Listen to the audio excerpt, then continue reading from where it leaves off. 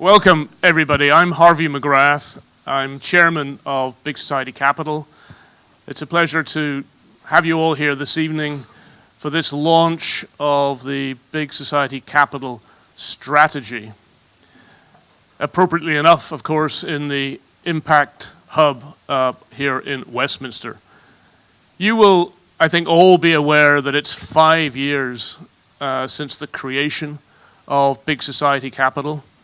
And so it seemed to us that it was an appropriate point at which to reflect on all that's happened over those 5 years, both in terms of Big Society Capital's activities and in terms of what's happened to the market for social investment, and to, from there, take stock of how we should be focusing our energies and resources as we look forward. Thank you to very many of you in this room who I know have participated in that process, because we've consulted very, very widely, and your input and your contribution has been fundamental in terms of how we have sought to shape priorities looking forward. Our overarching aim, if you like, our guiding star, is to improve the lives of people in the UK by connecting investment to the charities and to the social enterprises that are creating positive social change. That is the overarching context, I think, that brings us all together here this evening. And how we do that, really, in essence, is the focus of what we want to talk about this evening. How do we achieve and strengthen and further that end? So we're going to start with a presentation from Cliff Pryor, who, as you all know, is Chief Executive of Big Society Capital, on that strategic direction. We're then going to have a panel discussion on how that strategy can work in practice. We're going to keep the panelists to 2 minutes each, and then open it up to questions and discussion from the floor. So it's my pleasure to hand over to Cliff, who I have to say, as Chief Executive since May last year, has done an outstanding job, I think, at driving not just this strategy process, but in leading the organization. Cliff.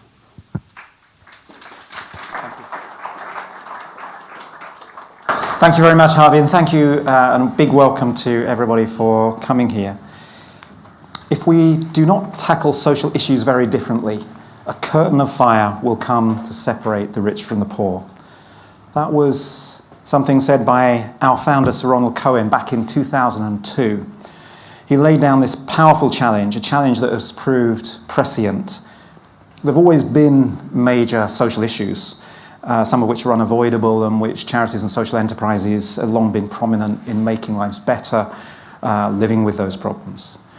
But there are also many which are avoidable, some of which as a country we've left to grow in number and in harm, leading to a position where many in society today feel left behind, struggling in poverty, living in disadvantage, or only just staying afloat.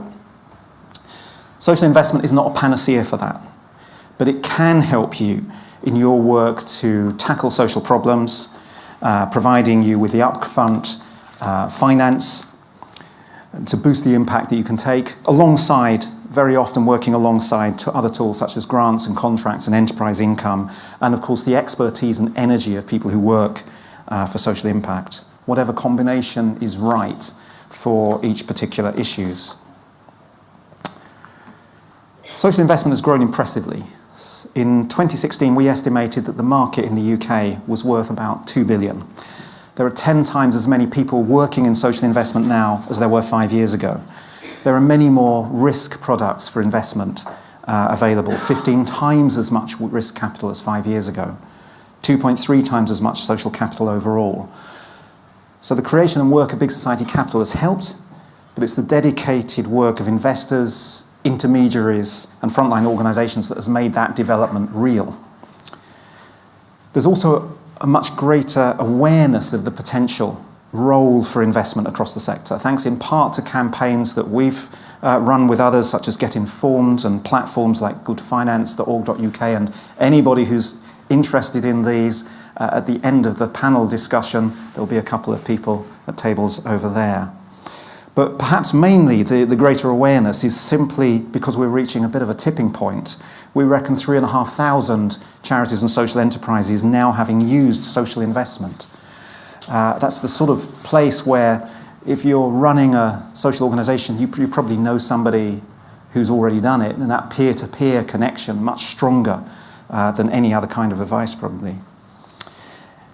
In our first 5 years, some strong themes have emerged, and some of these are very, very practical. You might say very simple, very obvious, but of course it takes experience to know what's obvious. On social issues, social investment proves to be much more useful in tackling some issues and supporting certain types of organisation than others. So for example, with partners we've been able to deploy large amounts of money to good effect, to strong social impact in social housing.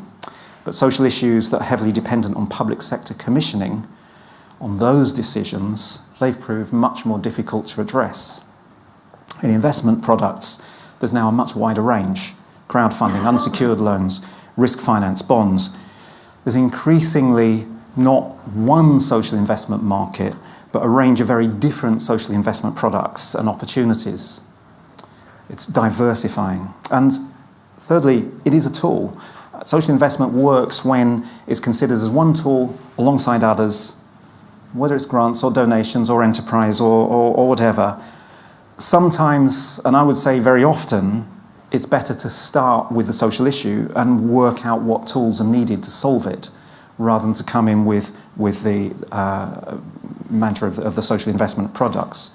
So our role at Big Society Capital is to help ensure that the right investment tools are available to social entrepreneurs and to social organisations to pick up and use as part of their journey to deliver their social mission. Also in the first 5 years, and a huge testament to the people who have achieved this, including I see our first CEO, Nick O'Donoghue, is in the room. In the first 5 years, we focused on getting social investment flowing. And yes, it took a while, but look now, with our co-investors, almost $1 billion in capital, new capital available, $500 million of which has been drawn down. In the early years, BSC put efforts into meeting the immediate demand for social investment, diverse kinds of social investment, into forming the vital infrastructure and in testing out different models. As Sir Harvey has said, our aim is to improve the lives of people in the UK by connecting investment to charities and social enterprises, the people, the organisations who create a better society. That's our purpose. And of course, we want to see social investment thriving and developing. It's our tool. It's the tool that we have at our disposal. And of course, we want to see more money and the right kind of money into the sector. But the real purpose, what it's all for, is improving people's lives, connecting investment to charities and social enterprises to improve people's lives. So with that mission, and with this learning to date, our new strategy, making it easier for more people and organisations to use social investment and access the wide range of funds that are now available, and to work with partners to focus on areas where social investment can be a big part of the solution. Those two areas. So first of all, let's have a look at that, making it easier to access. Two parts of this really. One is supporting the existing funds that we've invested in, many of which the fund managers are in this room. I think there's a little bit of a critical person risk here with so much of the social investment industry in one place. So supporting the existing funds that we've invested in so that a diverse range of social investment products will continue to be available for charities and social enterprises. And that includes access, of course, which provides blended finance for smaller loans with capacity building, tackling that affordability challenge that's been talked about so much. And working with partners to build understanding of social investment amongst charities and social enterprises. Also with potential investors, but particularly with products like goodfinance.org.uk, helping people decide, is social investment right for you? If so, how do you go about it? And then the three areas in the new strategy where we'll put our next efforts, areas where we think social investment can be a big part of the solution. Providing homes for people in need, supporting communities to improve lives, early action to prevent problems. It's worth noting actually that half of our current investments work in one of these three themes, the other half in covering a range of other social investment opportunities. So this is where we put our next efforts, and taking those three in turn. So first of all, providing homes for people in need. It is not exactly a secret that the UK property market is failing a lot of people with a lack of affordable housing, gaps in housing for vulnerable people, rising levels of homelessness, and people living in unsuitable and sometimes tragically unsafe accommodation. So what are we going to be doing about it? We'll use social investment to help provide a home for people most in need. We aim to catalyse other investors to take up and expand the models we create where they show promise. We'll build on the experience that we've had in developing investments such as Homes for Good, Real Lettings, Golden Lane Housing, Cheney's Social Property Fund, and newer areas like Housing First and community-led housing. So that's the first area. Second area, supporting communities to improve lives. Some areas of the UK have been left behind, and even in better off areas, there are pockets of disadvantage. So we'll use social investment to help communities in the most underserved places to rebuild and to improve lives. We expect to work on community assets and enterprises, but also on national services, things like financial inclusion models, which can be drawn down in any community. In the coming months, we'll be collaborating with key partners to identify the areas in which we'll be working on this theme. And then the third theme, early action to prevent problems. Huge amounts of money and immense personal harm are spent dealing with tough social issues that could have been prevented. So we'll be using social investment to improve people's lives by tackling problems at an earlier stage. We'll build on experience we have in investments such as London Early Years Foundation, this wonderful picture here, and the Waste to Wellness Social Impact Bond. In the coming months, again, we'll be collaborating with key partners to identify which are the social issue areas where social investment can make a real and lasting difference in this prevention area. So that's three areas for social investment. But these aren't just technical decisions. These are three crucial issues where, for the UK, where lives are being held back, living in disadvantage, on the edge, people missing their full opportunities in life. That's why we're focusing on them, to put our full effort behind improving lives in the areas where we think social investment can make the most difference, alongside sustaining the full range of social investment opportunities in the portfolio we've already built and making it easier for charities and social enterprises to access the investment they need to achieve their missions, and to genuinely tackle social issues differently, to genuinely try to stop that curtain of fire coming down from the rich to the poor. So I'd like to say thank you to everyone who's been involved in what has actually been a very long journey, which I think has consulted pretty much everybody in the social investment sector and many in social enterprise and charity world, giving their experience and views towards this strategic direction. And thank you all for coming this evening, and thank you for listening. And at this point, we're going to move on to our panel discussion. So, can I invite up Holly Piper, head of CAF Venturesome, onto these wonderful. This is. Just me, or other No, please, do come on. These wonderful chairs here. I always. To Aslina Bulmer, Vice Chair of the Works Skate Park. Susan Actamel, Director of Homes for Good. Ed Robury, CEO of Bristol and Bath Social Capital.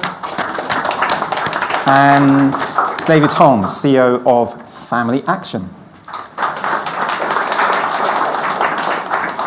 So I think one of you there has probably got a microphone. I'm really hoping that somebody has got... Yes, there is a microphone. Excellent. Well, I'm going to just ask each to give a really brief, a 2-minute pitch on the areas of their work. So first of all, Holly Piper, you run a fund which is pretty broad spectrum. So tell us your experience of how people are accessing social investment. So I run CAF Venturesome, so it's a social investment fund, which you all know. And I think a couple of things I wanted to point out was the real differences, which lots of you in this room will know about what social investment means to different organisations. So for some charities and social enterprises, it means investing in growth. So for example, among many, many others, we've supported an amazing environmental charity called the Hubbard Foundation, which is really difficult to pigeonhole, which makes it a really bad example to share in public. But in a nutshell, it's trying to change mainstream kind of environmental behaviour through reducing food waste at Halloween by having a pumpkin festival, to reducing the number of kind of coffee cups we all use by encouraging us to recycle, and kind of everything in between. And it sounds bonkers, but it's been incredibly successful. And they needed social investment to grow what they were doing. So from an early stage of the first 3 years, we provided them with 2 social investments, so a loan of 52k, and then last year a loan of 100k to invest in their infrastructure. And then I don't do it. It's okay, the guy's there. I'll just talk really loud for a second. And then also to invest in a blogging channel. And actually that's been incredibly successful. And without that social investment, they wouldn't have been able to achieve that growth, both in impact, but also in kind of income generating potential they've got. But for other organisations, it doesn't mean growth, it means sustaining the impact they have. So it might mean working capital, for example. So we've supported a charity based in Nottingham called Elevation Networks, which works with young people, teaching them leadership skills, primarily in kind of black and minority ethnic communities. And what they needed was working capital to help fund their NCS contract. And that's what we did. So for different organisations, it means completely different things. Thank you very much, Holly. So, Aslina, you've been involved in Get Informed, I believe, and tell us about your experience there and what that's doing for folk. It is an interesting programme. The work's actually a very, very small charity in Leeds compared to some of the bigger charities that have access to much more access to finance, compared to a small charity that only turned over about 300,000 when I joined the board. It was quite difficult for the board to consider taking on investment and not grant. By understanding about the risk, alongside with the board members, we finally decided that grant wasn't the way forward for us to ensure sustainability for the small charity that's now grown. We are now looking in excess of 750,000. Still small, I understand, but actually what we do is it's wonderful. We work with children in the skate park and take them into an alternative education system, using different methods of education, working in the most deprived area of Leeds, working with children who do not have any other schools to go to, but to come to us and give them the education they need. And without the first 50,000 from Key Fund that are given to us as a development finance, we would have never been able to do that. So with Get Informed, have you managed to share that experience with other boards, other trustees? Yeah, very much so. My own trustee, the board of trustees at the Works, were very, very reluctant to take on investment. I come from Charity Bank, Patrick Carolyn here, so I obviously knew more about social investment than most of my trustees. And actually the remaining trustees are from Deloitte, PwC, so you would assume they would know that taking risks is not a bad thing, but they were the most risk averse I've ever met in my life. They said, overwhelmed dead body if you think we're going to sign on that kind. But by showing them that this is all about mission, they finally saw the way that actually it is a lot better for us. And since then, we've spoken to other charities as well, smaller ones in north of England, and we've seen people starting to realise that investment is a lot better than grant in some cases, not all, but in some cases. Thank you. So Susan, tell us how social investment can be used to provide a home for people in need. Okay, for those of you who don't know about Homes for Good, our job's a really simple one. We create beautiful, safe homes for people who need them. And the way that we do that is that we buy dilapidated properties off the open market in Scotland, predominantly Glasgow, and renovate them. And then we only let them out to people who are on low incomes, which is less than £16,000 a year.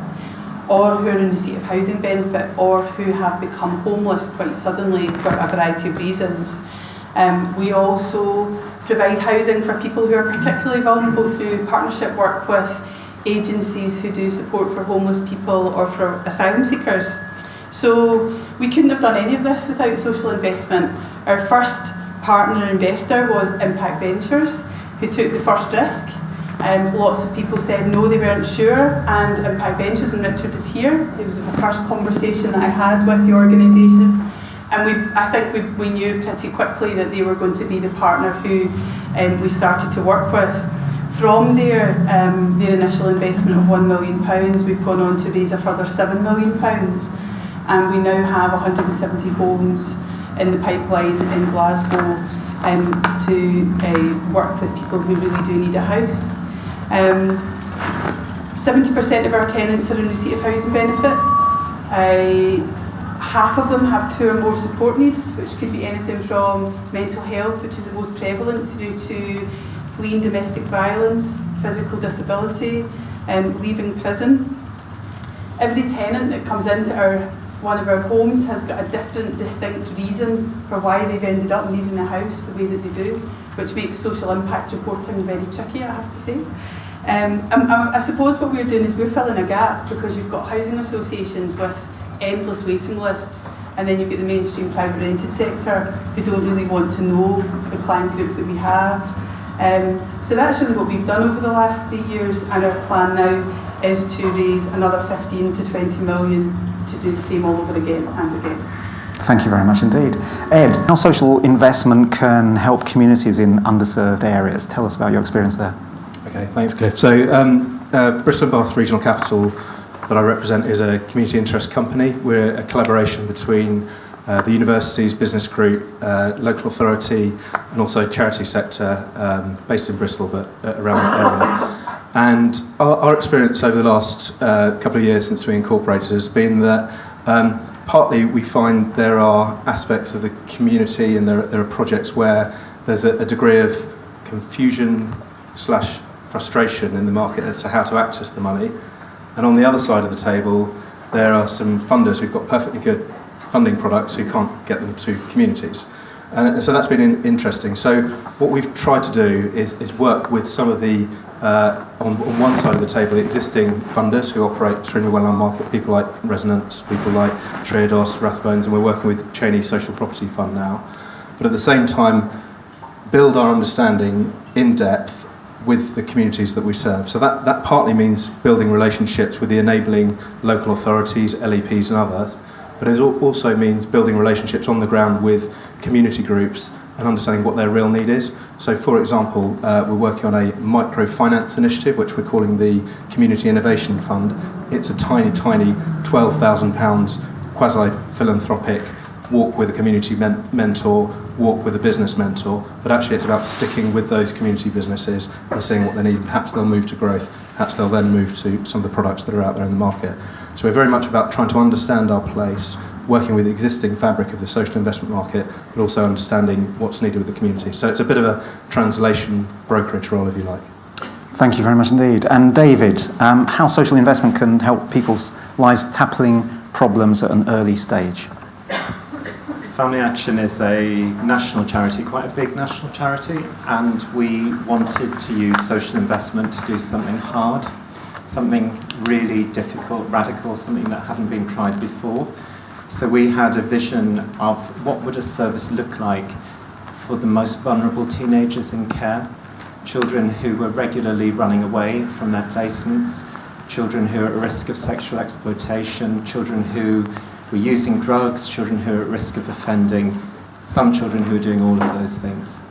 And we wanted to find a solution for those children, a new service, but nothing had been tried like that before. And government didn't have the imagination to fund it. It would be very difficult to find a grant-making trust that would put forward £1 million to spend on an untested service like that. So social investment provided a route to us to actually provide sufficient cash flow to enable us to enter into a payment by results contract with 2 local authorities that would enable them to put the risk on us, essentially, of delivering a very high quality service to achieve outcomes for these very vulnerable children, or we wouldn't get paid. And 10 months on, the service is working. We said we'd work with 30 young people, and we are. No young person has dropped out. We're achieving some amazing results for those individual children. One girl has run away 30 times while she's been on the programme. Every single time she's run to us. So we are keeping children safe. We're showing how social investment can actually make a difference in piloting very radical ideas. What it doesn't hold the key to is that vexed relationship between finding local authorities that have the strategic vision to do things that are hard and difficult, but also that very difficult relationship within local authorities between people with strategic vision and their procurement departments and their cautious lawyers. So I think a challenge for the social investment market is to continue doing the brilliant things it's doing, but how can it be a force for good and for transformational change for those very difficult and radical ideas that need piloting for the good of the people in the country? Thanks, David. So, broad spectrum social investing, making it easier, helping people make those board decisions, homes for people in need, supporting communities, early action to prevent harm. Now, so your opportunity to ask us, or the panel, difficult questions. So please do. I have a couple of easy questions in my pocket, of course, but that's just to give you that thinking time. Yes, please. I don't like to go first, but I am going to go first, which is you mentioned before in your introduction the difficulty of actually tackling mainstream statutory budgets, mainstream commissioning, contracting, and I've heard through the panel elements of it which are touched tangentially. We had to do this in order to almost get past it, or we had to do this because no one else would actually do it the right way with us. It's a brilliant strategy, it's a great idea. Those are three very important elements that we need to pursue. But two questions, one to you, and one to the panel, which is how are we going to break through the boundary of actually tackling mainstream statutory budgets and using social investment as a key attractor to shape the way contractors and commissioners actually think, rather than do things at the edge? Because as long as we do things at the edge, we'll have a range of wonderful programs and wonderful initiatives, but they aren't going to change the world. What social investment can do is reshape things. I need to know how you're going to take the strategy forward and what experience the panel have got about how they've engaged with the mainstream and how they can reshape the mainstream, not just in the way they think, but also in the way they do. Thank you. I'll speak first, and then I'm going to come, I think, to Ed on this, and then on to David. I think it is not exactly a secret that our politics is a little bit messy at the moment. Rather obsessed by one very big thing, and with quite a vacuum, a leadership vacuum. I think it's going to be very difficult for us to make much headway other than serendipity with national government. However, I think that local government is looking much more promising. The devolution areas, but actually not just the devolution areas, there's real energy in all kinds of places. I was up last week in Oldham, where one of the WIRA academies has just opened. So this is an accelerator, a tech, values-based social accelerator in a town that doesn't even have a train station. But the determination of the mayor, the leader of the council, who came to the launch to transform, what had been a dying industry town into a growing industry town, was enormous. And I think they will, they'll roll out the carpets to assist social investment and social enterprise to flourish. So I think our efforts are more likely to be in that direction than otherwise, but there will be some opportunities with national government too, and we will make sure that we seize those that are there. Ed, you're in a city where there's been really considerable energy. Can you say a little bit about what's happening in Bristol? Sure. So I get completely agreeing with what you said there, Cliff, because I think it's about local political leadership, if looking at it from my lens. And one of the things that's going on in Bristol is we have a mayor who's very keen to see a new form of governance in the city. So city governance rather than city government.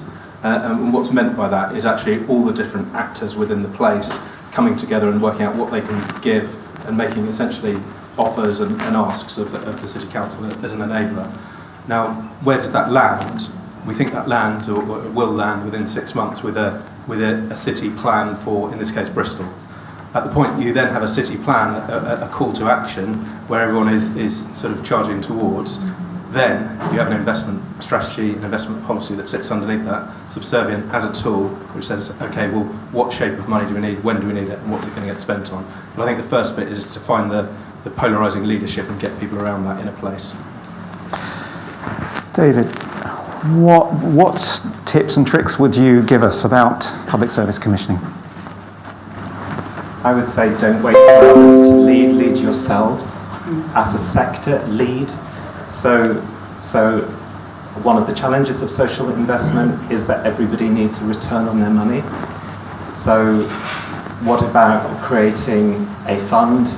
How you would do that, I don't know, whereby you're generating a pot of money to pilot ideas that in turn may turn into the most brilliant ideas for social investment. But how do you get investable ideas from the point of piloting to actually being in a form where they are investable?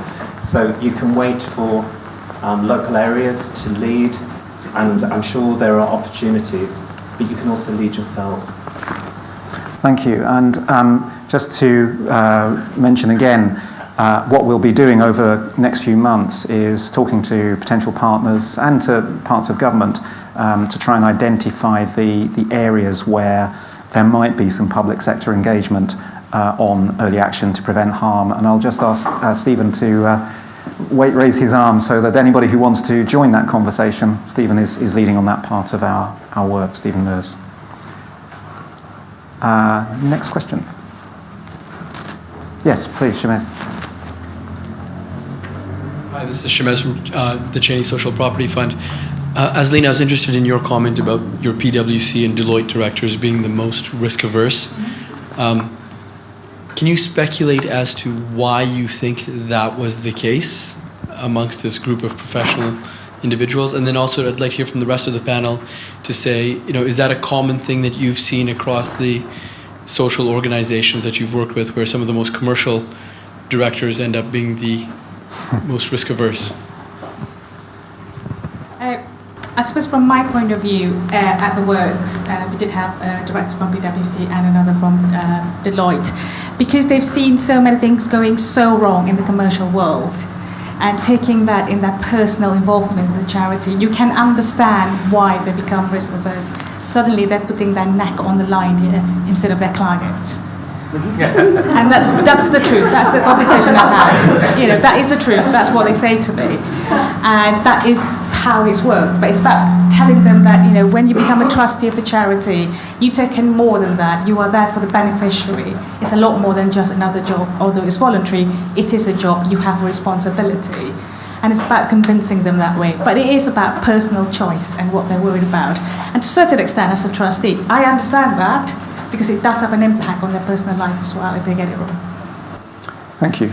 Holly. So I'll add to that. I completely agree with Azleena's point. I think what we certainly find is absolutely trustees are the most risk averse, and they can take a more conservative view of what their role is. It's about the kind of the financial sustainability rather than the sustainability of the impact. And the best boards we work with are the ones that think actually our organisation doesn't necessarily need to survive, certainly in this shape or form. It's about what the impact those beneficiaries have. But we've also worked with some absolutely amazing boards who've really taken the first step, the second step and the third step, kind of supporting their organisation to look something very different and look much more sustainable. So it's not all bad. Thank you. Susan.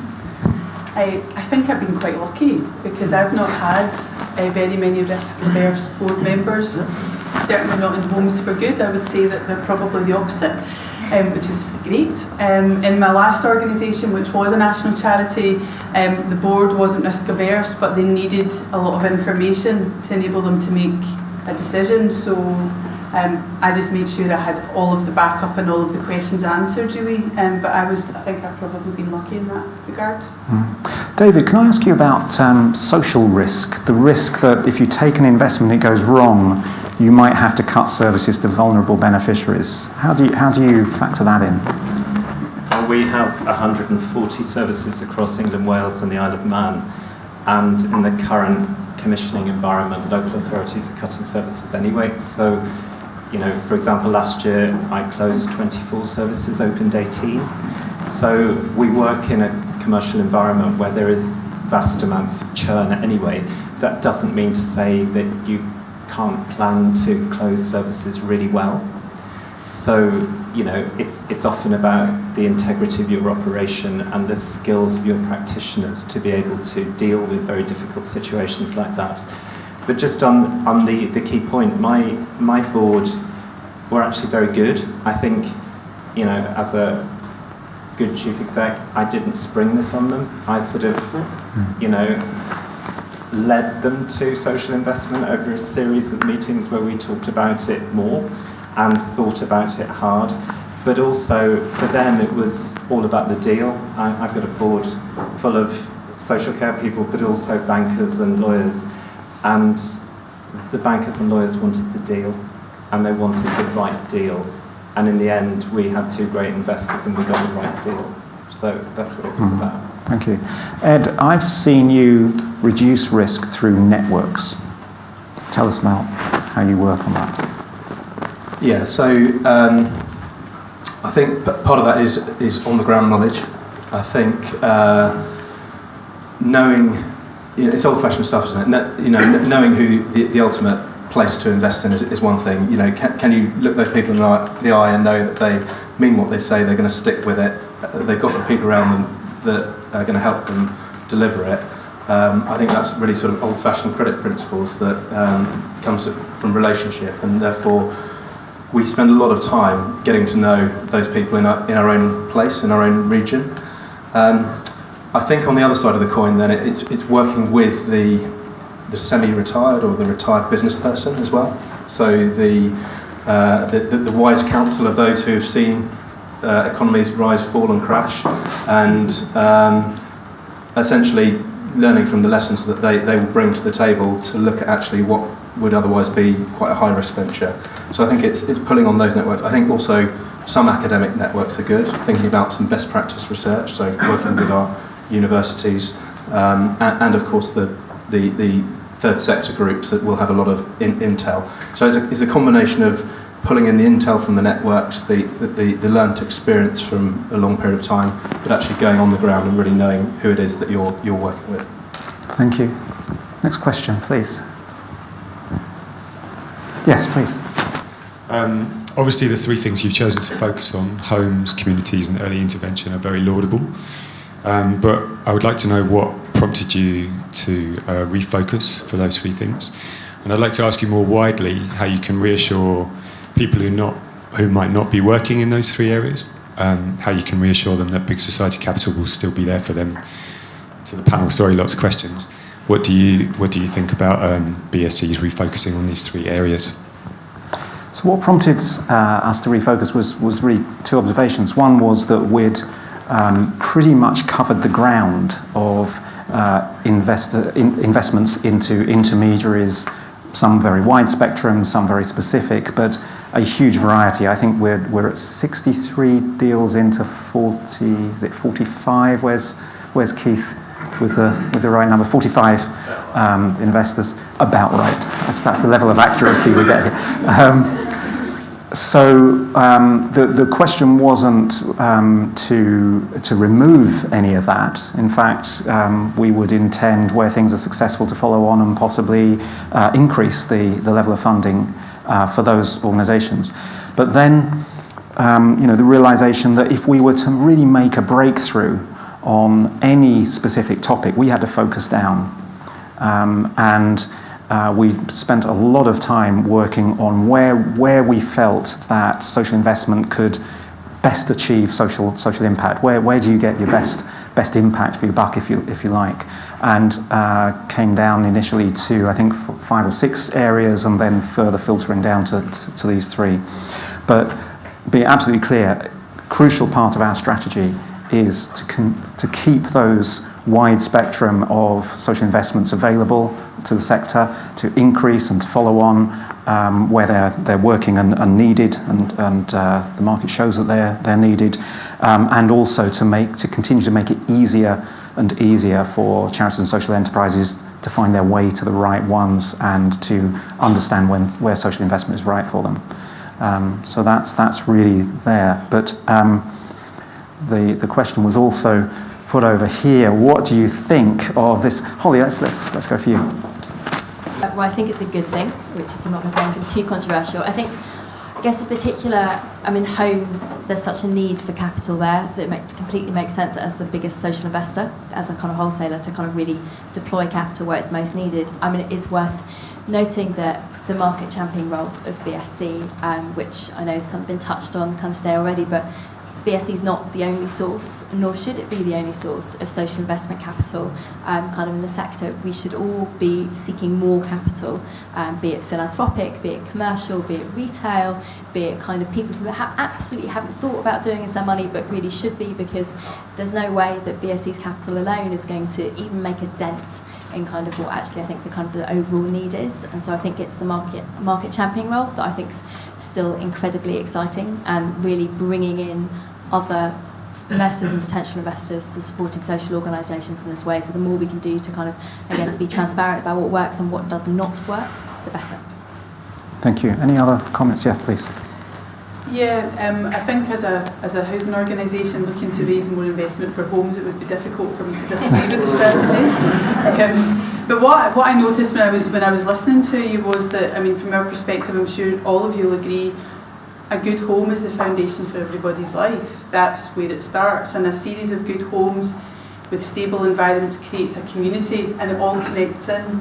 And early intervention, working with children who are in a stable home, in a stable community, it all adds up and makes sense. So I think it's fairly easy to say, well, what about young people, or what about employability? But actually the foundation of people's lives are their homes, their lives as children. How well their lives as children pan out in the early years determines quite often their path in the future. And having a stable community that's a vibrant, stable community to live in is part of all of that as well. So it seems to make a lot of sense to me. Thank you. Any other comments? Well, maybe just as someone who designs services for a living, I would just say that on early intervention, I would spin that language to include almost anything I wanted to do. So, on the assumption that, any intervention is better than one that's too late. So, often it's just about the imagination behind the idea, isn't it? That's wonderful. This is the mark of a really good applicant. Please. Yeah, so I echo some of the comments that Lee said. I think, home is a platform for a good life. Everyone needs a home, everyone needs a job, everyone needs hope, everyone needs purpose. So I think it's a really good start. I think also looking at some of the market dynamics, some of the biggest social enterprises have been housing associations traditionally, and actually that market seems to be diverging somewhat. So I think we have some really very good local housing associations who I think will really value the support of the big society capital intervention via others. And I think that's really strong. I think what we'll see is some of the other very big housing associations will move closer to being pure commercial beasts, and so this is more additional than it would have been, say, 2-3 years ago. Thank you. It's a big difference, I think, here between the flow of money, because of course investment's already out there, and the effort that we put into breaking particular sectors where we're 40-ish staff. You can't really expect to break any social sector with sort of one person doing it. So that's where the difference between money flow and effort, I think, at the moment. Yes, please. Abigail Rotherow from MPC. It seems to me that social investment really lends itself very well to asset-backed models and trading models. And the big nut that we have to crack is how to get people to pay for social outcomes. And I guess the question is partly to Cliff and partly to the panel. But how do we bring all the incredibly good work that's going on in the sector together to try and actually crack that nut? Or are we going to take it one local authority at a time? I mean, we're expecting to be working with partners of all kinds to tackle any of these areas. So that will be delivery agencies, it will be investors, it will be co-investors, inward investors, but it would also be foundations, it would be research outfits and so on. The point that you make about paying for social outcomes is very valid. I mean, you know, we've had an austerity for 7-8 years now. The amount of government revenue is, you know, that's a real struggle for many charities and social enterprises, and I think many organisations are now looking towards more enterprise models rather than reliance on government. There are all kinds of ins and outs, and you know, it's political views about that, but that's where people are looking. You're absolutely right that it's revenue that matters. Without revenue, you can't do social investment. With revenue, it's much easier to do social investment. How can we bring people together? I mean, I think we can bring people together in place, and we can bring people together around particular themes. So, Ed, I think you're an example of place. What sort of organisations have you got wrapped up in Bristol and Bath now? In terms of who we're funding? Funding or partnering, advice, whatever. Yeah, so, well, we're working. So we're obviously working with local authorities, but in terms of thinking specifically around commissioners, we've made an attempt to talk to some of the health-based commissioners on exactly these issues.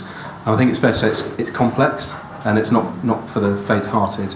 Even if you try it on a small scale, that's not to say it shouldn't be done.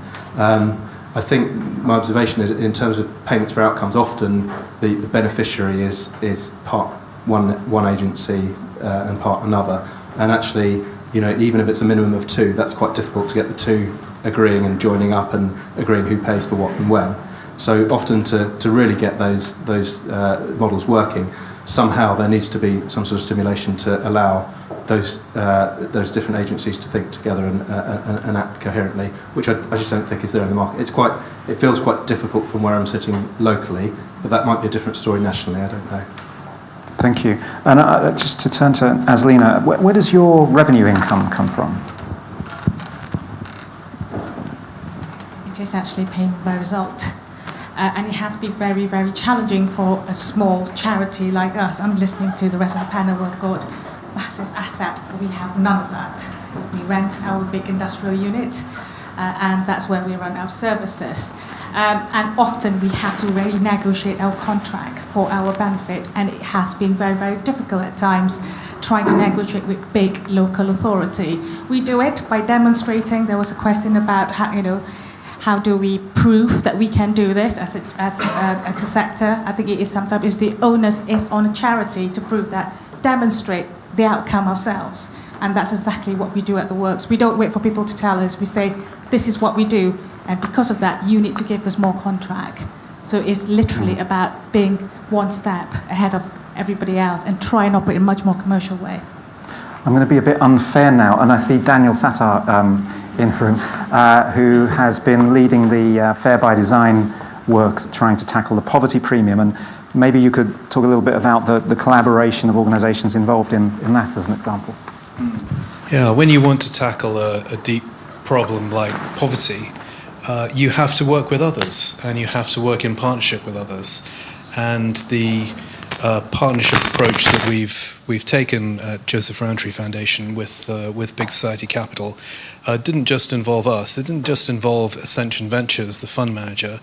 It brought in Wyra, and something that I really ended up liking about this partnership is that without trying, it brought diversity to the forefront. I know you mentioned diversity in the annual report and the focus on gender, but we had the most truly extraordinary diverse group of people brought together in this structure, in this partnership. And that was so unusual for us. As foundations, we're a particular group of people.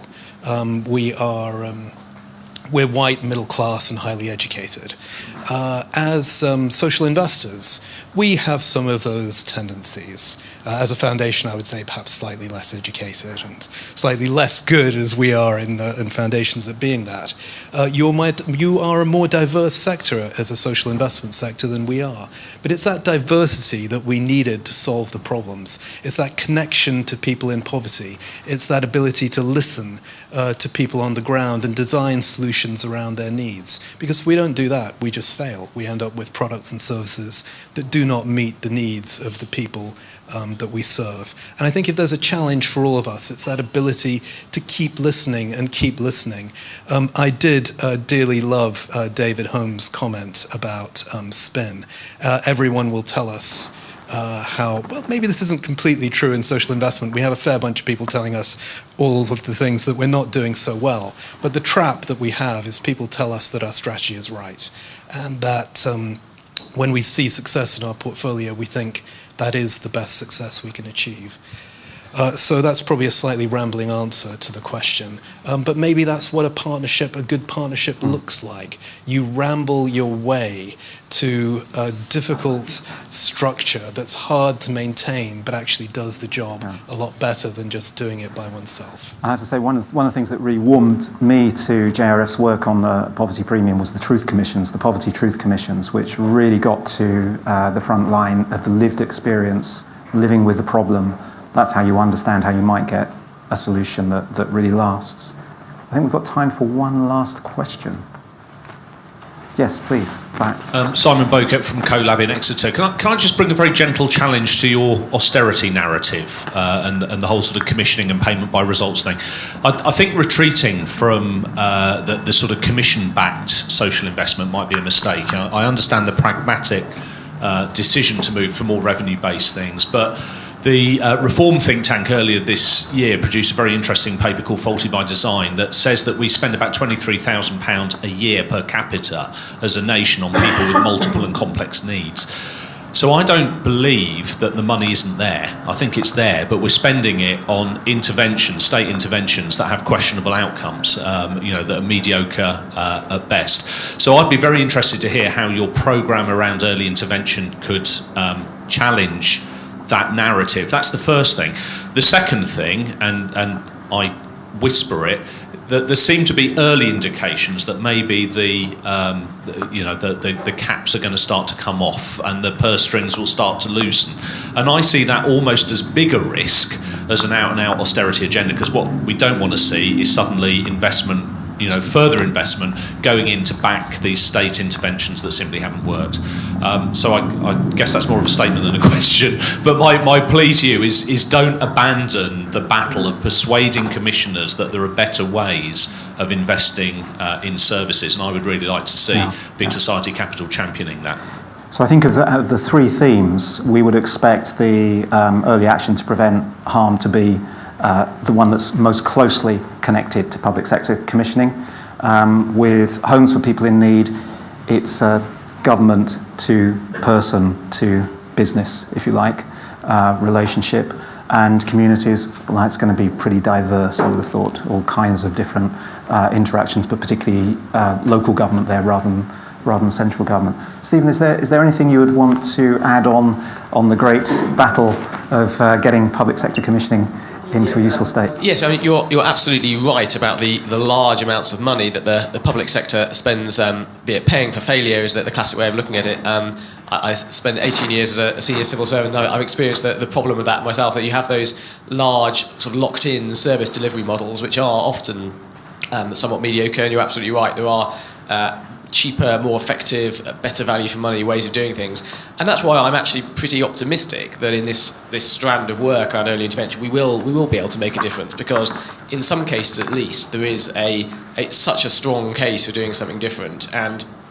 And commissioners increasingly in some areas facing a sort of burning platform for redesigning their services, particularly in local government where the pinch of cuts is being felt. I don't know how many of you have seen the famous graph of doom of local government spending, which shows how the cuts that have happened have really sort of bitten things back, and actually putting that kind of pressure on to redesign services starting to happen. The other thing I say is I think by focusing more tightly, we're going to have more impact on changing the way government commissioning works. I think talking about changing commissioning in a sort of abstract sense doesn't get you very far. When you have a conversation about changing the way you commission a specific service for a specific group of people in a way that could unlock a specific model that looks like it works because someone else has already done it, then you start getting quite a lot more traction. So I think by focusing, biting off things that have a bit of a track record where people have started doing things, where we can get a partnership together of different organisations who want to make that work, I think we will make some traction. It's not going to happen quickly. Government is a slow and clunky beast that does all sorts of irrational things all the time, but the case for doing something is still extremely strong, and therefore I think we will eventually make some traction. Thank you very much. And of course, that's sparing the blushes of the wonderful people from the OCS team who are here with us today, who very, very well coherent and thoughtful. Thank you. I'm just going to ask our panel in one line, if you had one magic wish for social investment for the future, what would that be? Just very briefly, Azlina. Don't forget the small charities. We need social investment too, and we need risk money, not just asset back. Thank you. Holly. Less hype, more action. That's a good one. Susan. To invest in innovation and trust the entrepreneurs that are coming forward with ideas that they can deliver new things. Thank you. Grow your own market. Whoa. National funders to come together on a place. Thank you very much indeed. So thank you everybody for listening to this and engaging into it. I'd like to ask you to join me in thanking our panel here, Ed, David, Susan, Holly,